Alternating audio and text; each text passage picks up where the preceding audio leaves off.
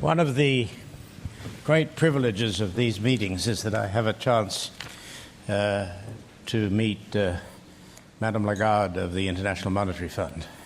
And it's an enormous privilege for us, for me, and for all of you that she is here with us. She is, of course, one of the most distinguished leaders that we've ever had at the Fund at a very, very difficult time in economic history. And I have suggested that she may make a few remarks first. I will then ask her a few questions, and if there's any time left, I might let you ask a question or two. But let me call on Madame Lagarde, if you would.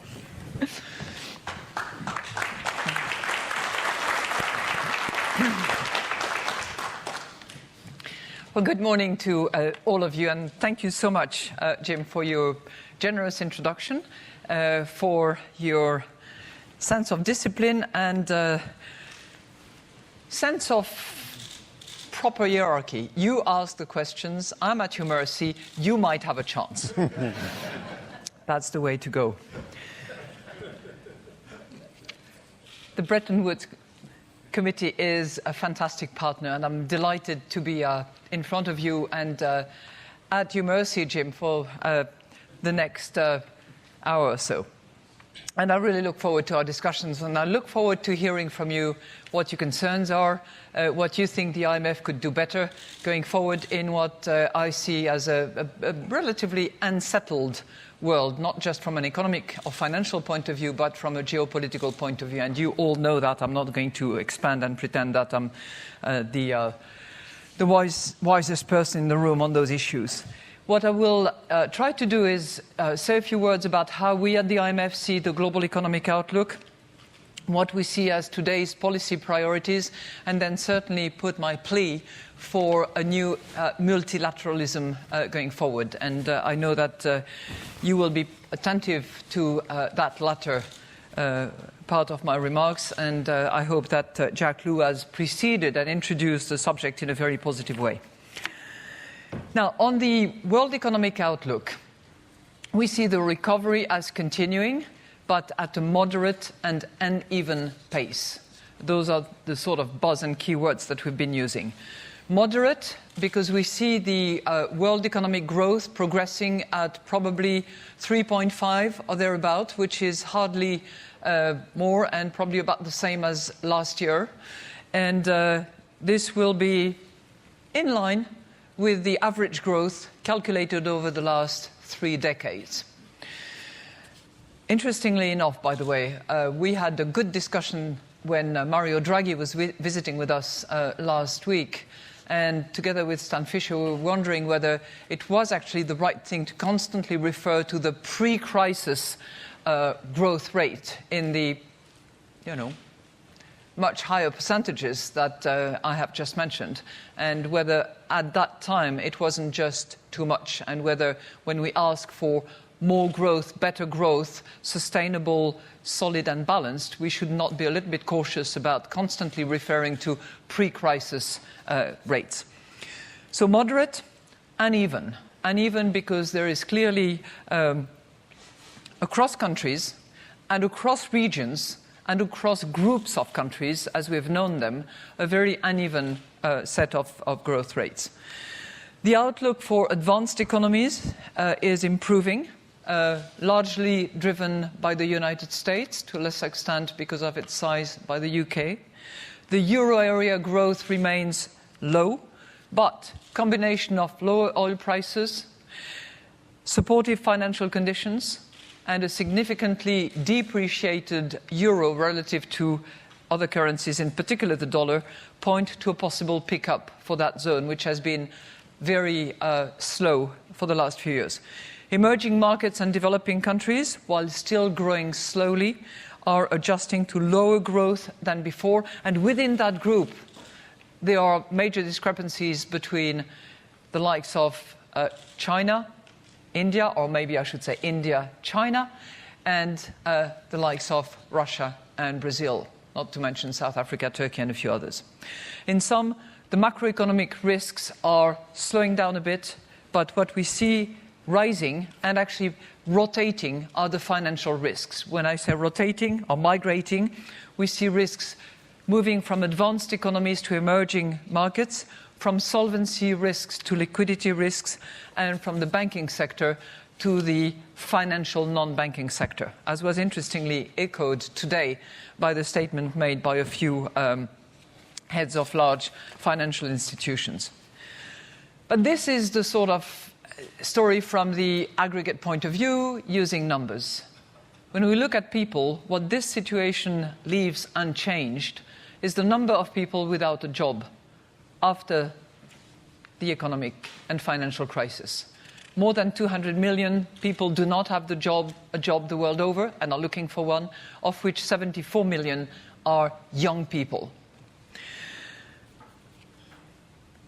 What we're facing is a risk of what I've called the high, low risks. And unfortunately, those high, lows do not apply to where it would be good news. High debt, high unemployment, low inflation, low growth. And this begs the question of what policymakers should do today to break free from this trap that I have also called not the secular something, but the low mediocre. Now, I wish I could give a simple answer to that. What policy mix would be appropriate? But I see four key considerations that should be at the forefront of policymakers around the world. First, support demand wherever possible. And that means maintain monetary accommodation, certainly in the euro area because the job is not finished. In Japan, for the same reason. Calibrate fiscal policy to the strength of the recovery while remaining mindful of debt sustainability. And each and every word of what I've just said actually matter.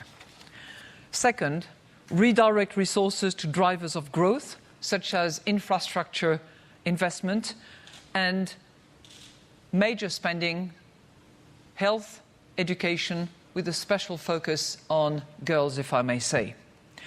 For example, emerging and developing oil importers could save, on average, 1 percentage point of GDP in 2015 alone if they eliminated energy subsidies, resources that could very well be invested instead in those projects that I have just mentioned. And I would like to salute the efforts of the World Bank to actually help countries along in removing those energy subsidies that are just sometimes a waste of money because they're not focused and they're not properly directed. Third, implement structural reforms across product, services and labour markets. For instance, achieving the G20 goal of closing the gender gap by only 25%, not even 100%, and not next year, by 2025, and that was a goal set by the Australian G20 presidency last year, would create 100 million jobs. Fourth, support financial sector stability through carefully designed regulation and proper, well-coordinated supervision. As British economist Sir Josiah Stump, he was the director of the Bank of England for many years, once said, I'm quoting, "It is easy to dodge our responsibilities, but we cannot dodge the consequences of dodging our responsibilities." And in each of these areas that I have just mentioned, what one country will do will actually produce spillovers to the other countries. And this is an area where, from a macroeconomic point of view, we're trying to focus our attention by really trying to analyze as best as we can the spillover effects. Likewise, the right kind of combined actions by the global community can have major and positive effects on individual countries. Dismantling trade barriers, and I know that you have spoken about trade earlier this morning, could certainly improve the economic situation. The Peterson Institute estimates that TPP alone, not to mention TTIP, probably long in the making, would raise US incomes by 0.4% or 77 billion a year. In an interconnected world with spillovers across borders, policymakers cannot go it alone. And that's precisely the reason why we believe that multilateralism is perfectly adequate, justified, and should be one of the many solutions that need to be addressed, but certainly one that is high on my list and I hope high on your list. I see 4 dimensions to this new multilateralism, as I call it. First, a renewed commitment to public good with a broader sense of global civic responsibility. Second, greater inclusion of new networks of influence. And I will not teach you anything, President. You are the one looking into the future and seeing demographic trends and seeing technology improvements. But it is a fact that going forward there will be new networks of influence. You are one of them, and your voice needs to be heard. But there are many others that are either in the process of structuring themselves, using different media in order to make sure that their voice is heard. They come from civil society.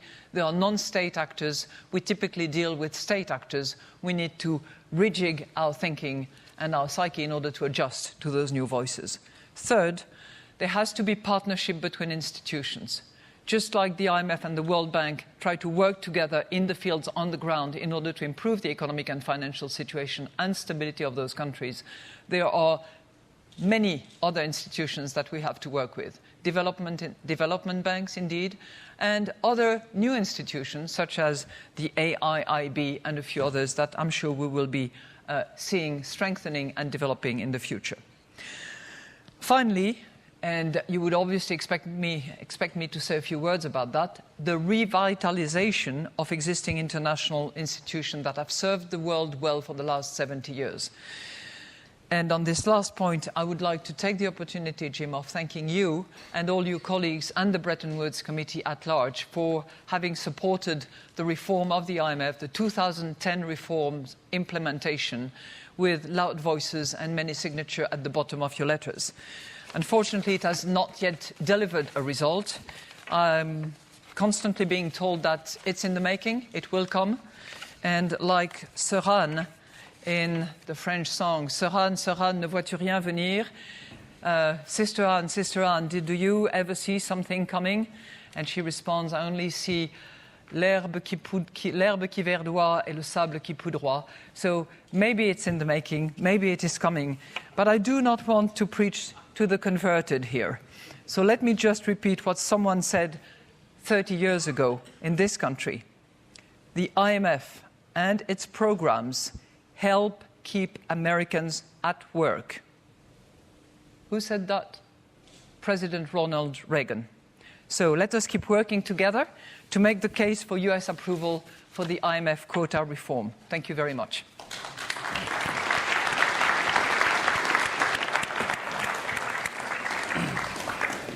Well, thank you so much, Christine. Let me just press you a little bit on the question which you raised about the high, high, low, low, low. What did you call it? Low. High, high, low, low. And then I think you said low, medium. New mediocre. New medium. Could I ask you, what happens if things go wrong? If there is a current risk, in your opinion, to the stability of the system? Then we're in business. And what happens then? How do you assess that risk? I would not give you a probability because, it's. I don't think it's the purpose of the discussion, and it would make a few people at the back of the room happy.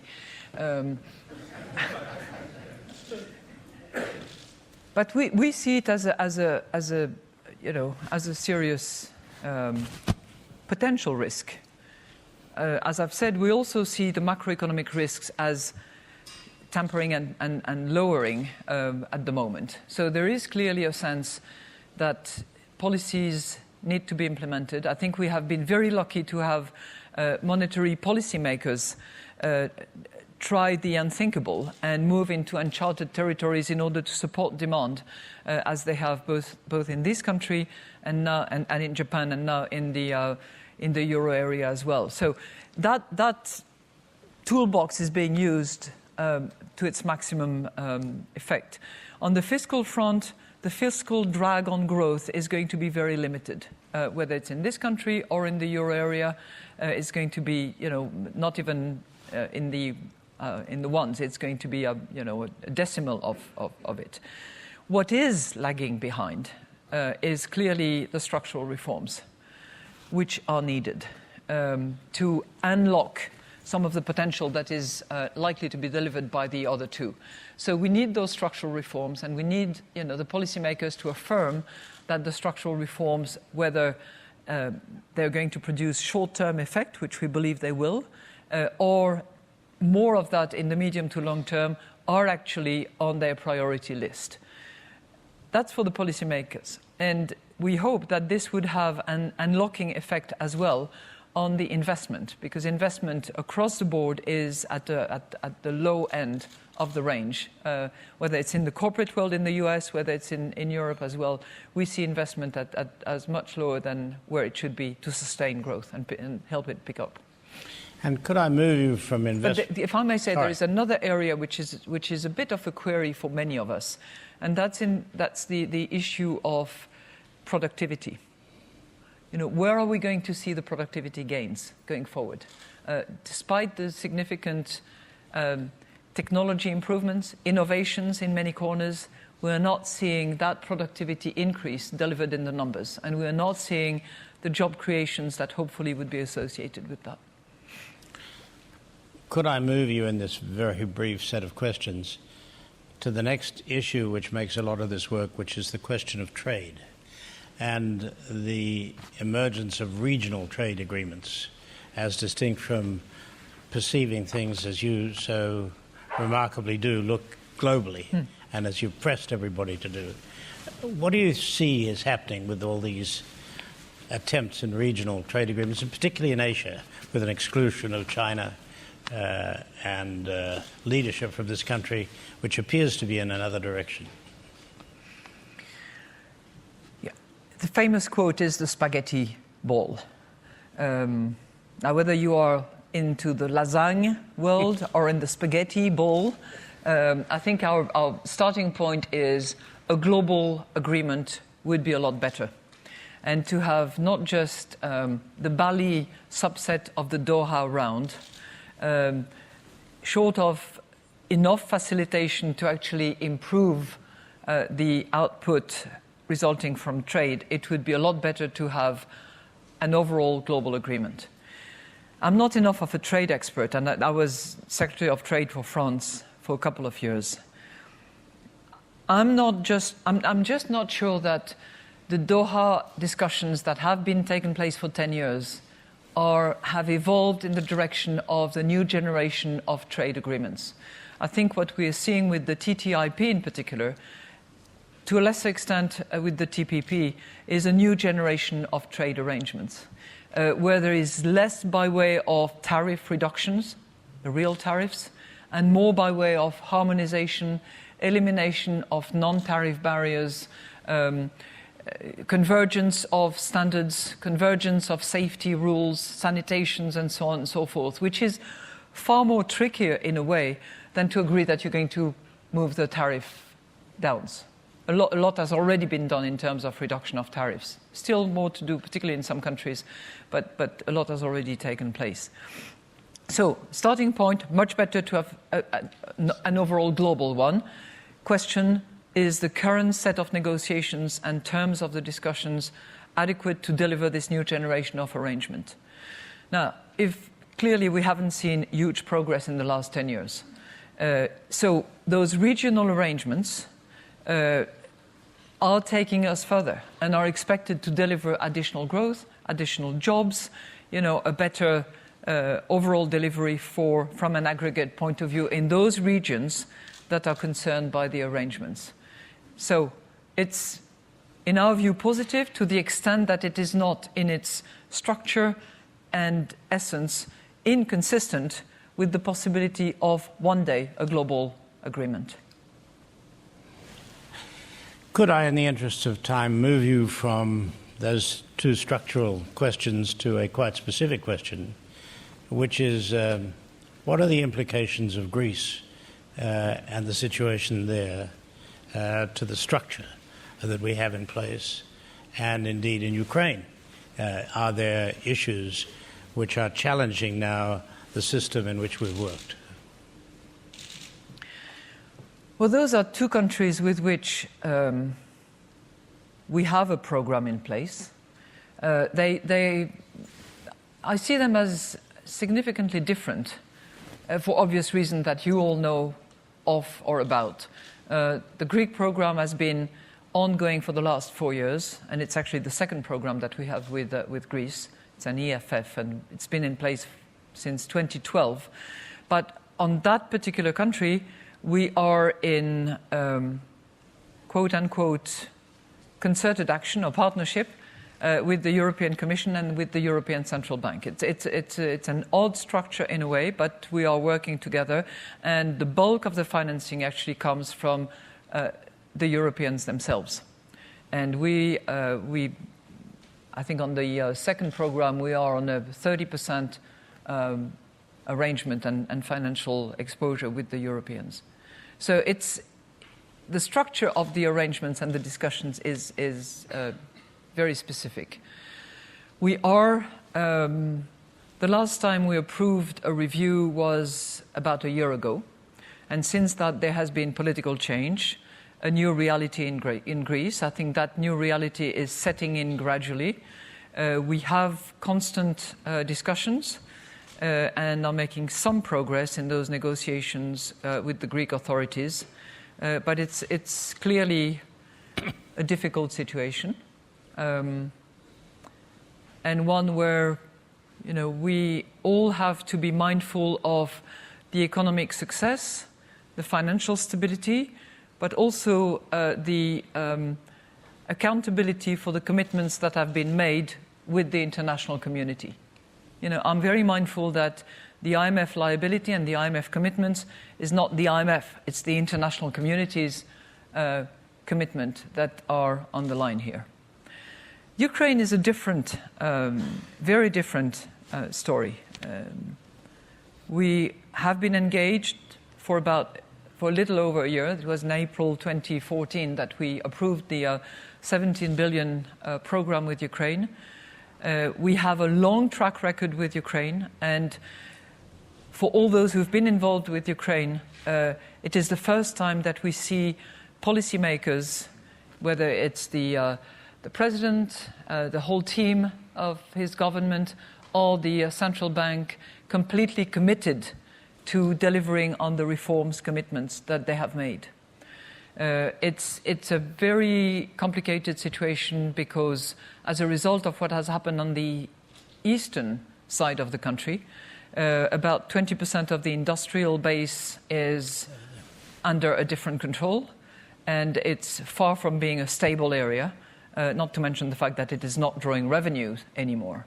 So the framework is obviously complicated by that factor, but we are seeing a truly committed team, and they have been really brave when it comes to the energy prices, reforming Naftogaz, tackling corruption, addressing the exchange rate taboo that they had. Nothing is perfect. I'm not suggesting that they get a pass and AAA in every chapter of the reforms, but they're really making progress, and they have a group of very courageous people doing it. And we have a team on the ground at the moment, so I'll know more later. There's clearly a distinction between the two countries. But what about when you have a Greece where the people are coming out and saying, we're not prepared to take the medicine that is being offered to them? What do you do then? Well, I see these programs as partnership, and with many other countries we've had the same issue. One group of policymakers goes, another group comes, but the commitment is with the country. And it is on the one hand the international community, on the other hand the country itself.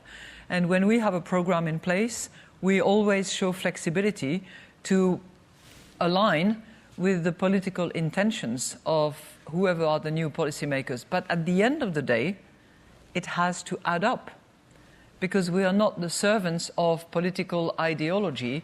We are the servants of financial stability, economic development, and it's with those purposes in mind that we are trying to deliver on the program with the necessary flexibility. If one set of measures is not adjustable to a new political paradigm, fine. But something else has to be substituted for it, and there has to be deliverable so that at the end of the day, it does add up. Could I switch you again to my last question, which is there seem to be changes going on in the structure of the international financial institutions, with new institutions coming up, significantly led by China, but then we discover that the shareholders include everybody but the United States and, at least when I last heard, Japan. And Canada. And Canada. How do you assess that change in the structure of the international scene? Is it positive? Is it competitive? Is it? How would you judge it? What do you say in English? The many the merrier?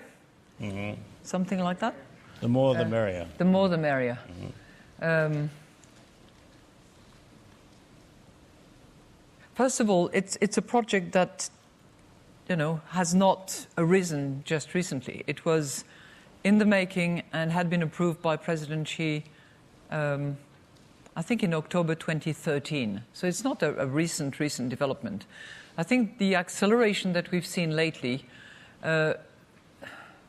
is not totally disconnected from the slow process through which the IMF reform is going. I think many authorities, including the Chinese authorities, have showed patience and support and encouragement and all of that. But I think, it comes a point where when your economy grows, when your contribution to global GDP is significantly increasing, and you still represent, less than 4% at a particular table, and there are trillions of investments needed in your region, you want to take an initiative. So it's hardly surprising that this is happening. Is it bad news? I don't think so. There are massive needs for infrastructure financing. China has massive reserves, has significant tools and means to be operational. The more international it is, I think, the better the blend in terms of collective will, and the better the governance, and the better the representation. So I don't see that as a negative development, quite to the contrary, actually. But I very strongly hope that not only we can cooperate together with the AIIB and there are other institutions in the making. The BRICS Bank that was announced last summer is also now moving ahead. We have a terrifically talented Indian gentleman appointed as to be president. The bank is announced to be in operation in about a year's time. So we are seeing new institutions, and there are regional structures in place. But I don't think that undermines the new multilateralism that I'm calling for. I think that there has to be coordination, and there has to be multiple actors and representatives involved in situations that are, that have global hollow reverberations, spillovers, but that have a regional roots and origination. So I see that as perfectly compatible with a strong multilateralism approach. Well, I think we should all pay tribute to you for the last 4 years to try and get a change in the existing institutions, which may have brought about a different result. And I think your leadership on that has been marvelous. I just regret that you didn't get the support that you wanted in all quarters. Let me open the... But can I just add one thing? Despite the failure of the United States, for the moment, to have ratified the reform that it really wanted in 2010, we are marching ahead. I know. And whether you look at my management committee, I have one deputy managing director from China, one deputy managing director from Brazil, two emerging market economies highly represented in that small group of 4 DMDs. When I look at staff, at my heads of department, massive representation as well. So what is left? The board? Well, what was expected from the Europeans is that they conceded 2 seats. They've conceded so far 1.70% of a seat. Don't ask me what the 70% relative to the 30% is, but that's what they have conceded. Of course, they are holding on the 0.3% because they want, the ratification to be completed. So whether it's board representation, something has happened. Whether it's management structure, something has happened. Whether it's staff at the highest level, something has happened. And it's going to continue, I very much hope. Well, I think, having heard from the bank this morning, the same would be true at the bank. There are 2 representatives of the bank speaking today. I don't think either one of them is a Connecticut Yankee. So we see this throughout the institutions. It's just, to me, and maybe to you, a sadness that we couldn't adjust the shareholders' recognition of this earlier. But that's another issue. If we all listen to Ronald Reagan, it should happen. I know. I don't think he's president, is he? Maybe he is. He's often quoted. He is indeed. He is indeed. I'm going to not be... Yes, sir. If you would give your name, that would be helpful. Yes, thank you very much. My name is Frank Vogel. I'm with an organization called Transparency International. And you mentioned, fascinatingly, in talking about new multilateralism, greater inclusion of new networks of influence. Many people in civil society appreciate the fact that the fund, the bank, and others reach out to them and then come and talk to them. But they don't really feel that they are being listened to, that there is a tangible influence on policy that can be seen and appreciated by civil society as a result of that widespread dialogue. How do you think your staff, your board, can really transform itself to actually not only listen to civil society, but take on board some of its views to change its policies so that these networks are included?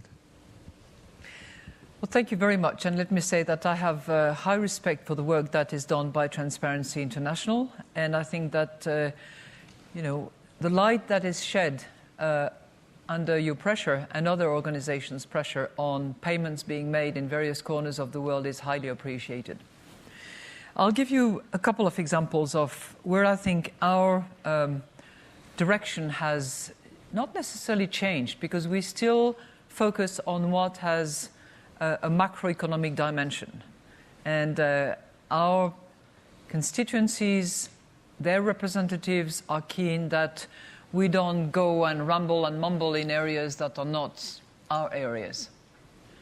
But I think our staff has rallied to the view, partly because of civil society convincing arguments, a little bit because I'm personally convinced that we should be heading in that direction. Our staff has rallied to the view, and some of them with great enthusiasm, by the way, that issues such as gender, participation of women in the economy, issues like excessive inequalities and its impact on sustainable growth, issues like climate change and its impact on growth, and the embedded liabilities that it includes, are worthy of their research, their time, and over the course of time,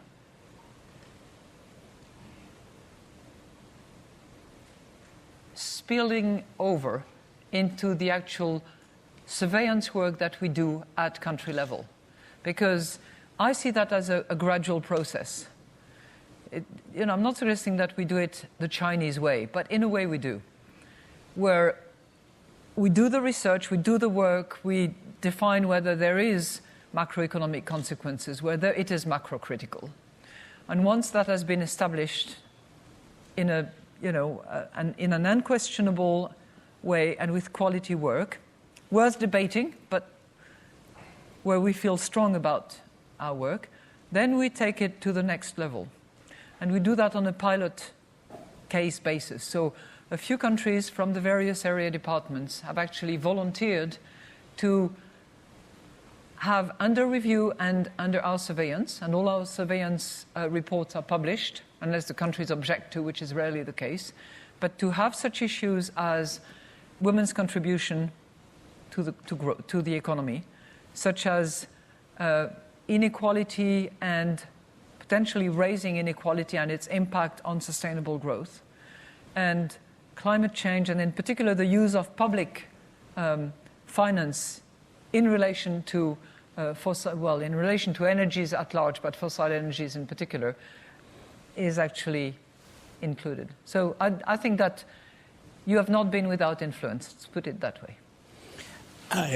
Your question takes me back many, many years because civil society has always said that the bank and the fund never do anything in response to criticisms or suggestions. I think that's just patently wrong. There are enormous changes in the bank in terms of the questions that have been put by civil society. There is an interchange constantly. They're part of the deliberations. Long since I left, it continues. And I would not be quite as negative as you are to say that there's no influence. I think it's enormous. I think that there is an interaction between civil society and the management of the institutions. And I think there's been very, very considerable change. So in defense of subsequent managers, I'd just like to say that I think your assumption is not wholly correct. Yes, sir.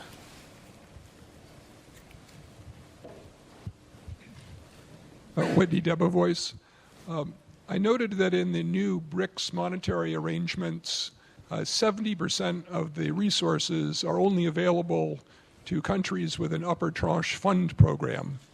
Could you describe to us this new element of multilateralism and how your dialogue with them about this dimension is unfolding? I'm sorry, but I missed the beginning of your statement or questions. 70%? Under the new BRICS monetary arrangements, the CRA, the first 30% of resources are available like the gold tranche at the fund, no questions asked. The next 70% are only available to countries that have an upper tranche IMF program. Yeah. So I just wanted to ask you about this new dimension of new multilateralism and your conversations with them about how this is going to work in practice. Takes a lawyer to ask a question like that. But thank you very much. It goes exactly to the point that I was making about cooperation and collaboration between international institutions. Because this proposed arrangement, which is not completely put in place yet, like the... I have Mumbai in my head, but it's not Mumbai. Chiang Mai, thank you.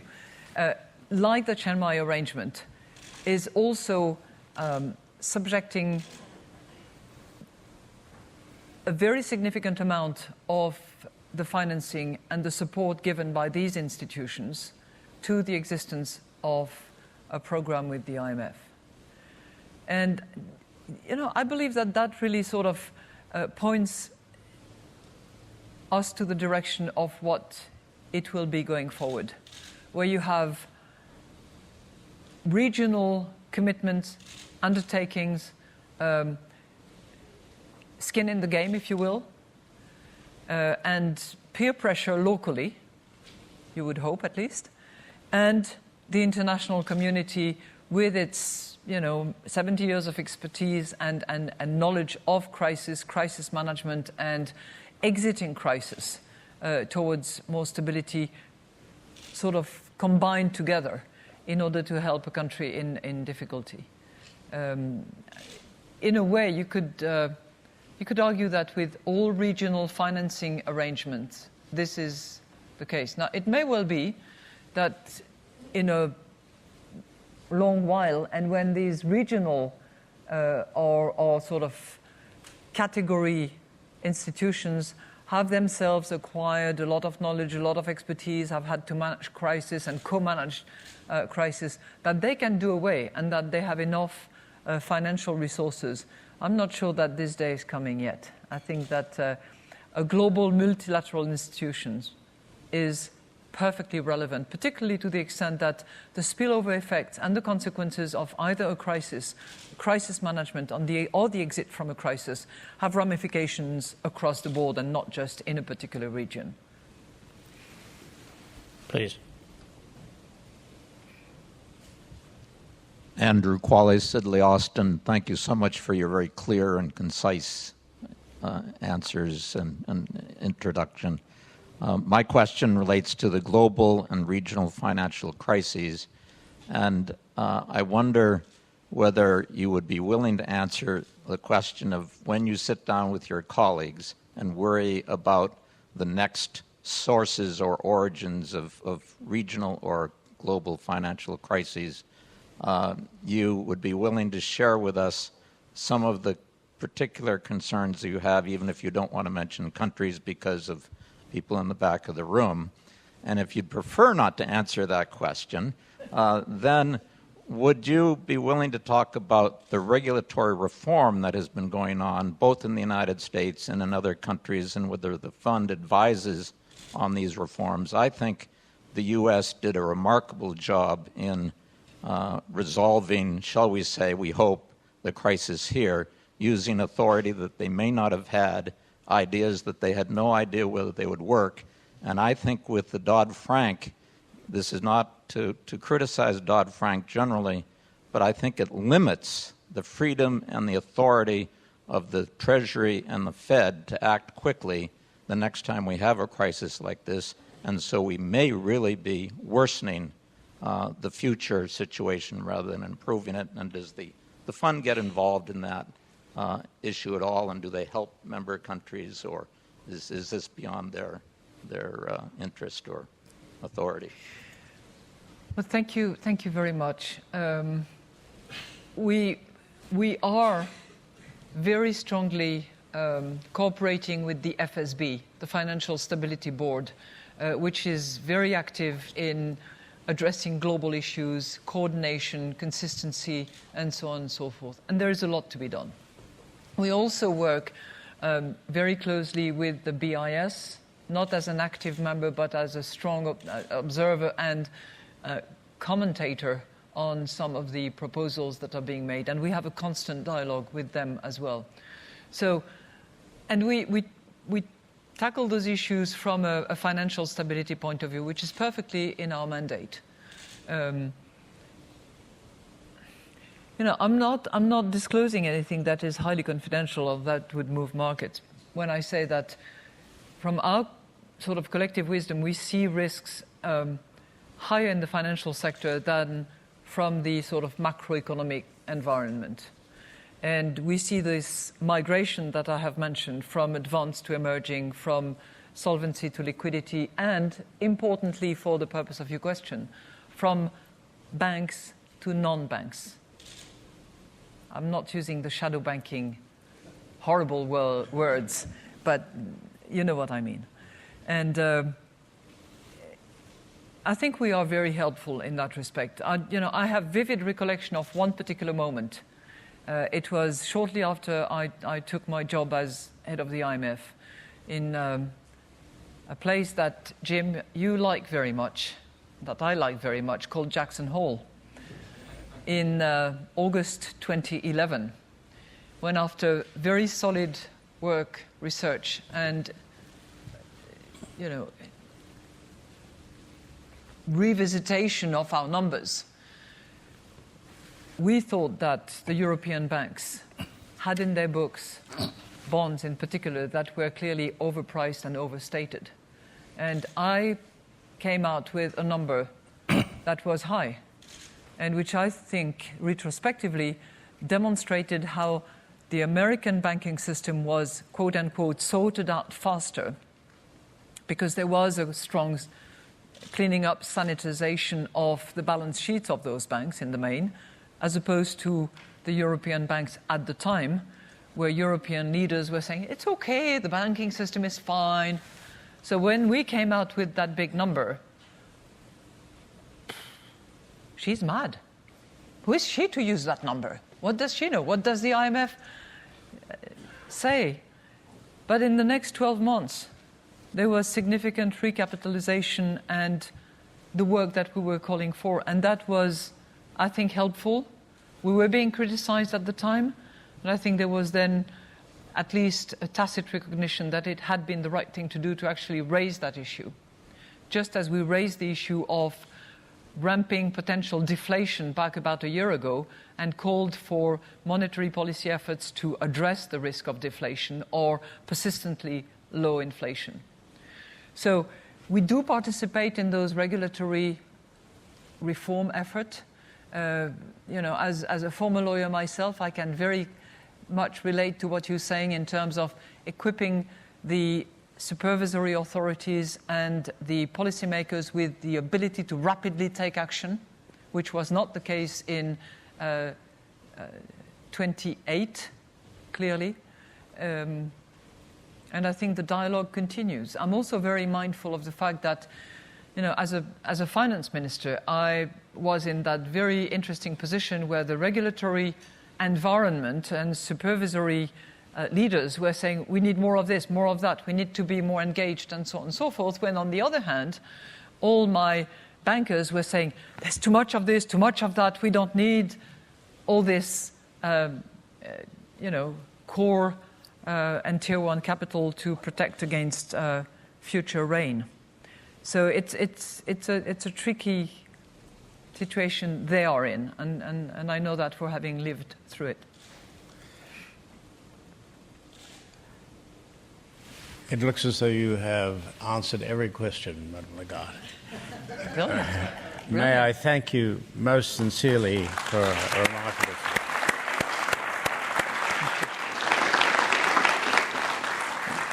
1 second. Mr. Debs is telling me that there's no time for a coffee break, but I think that's excessive, Mr. Debs.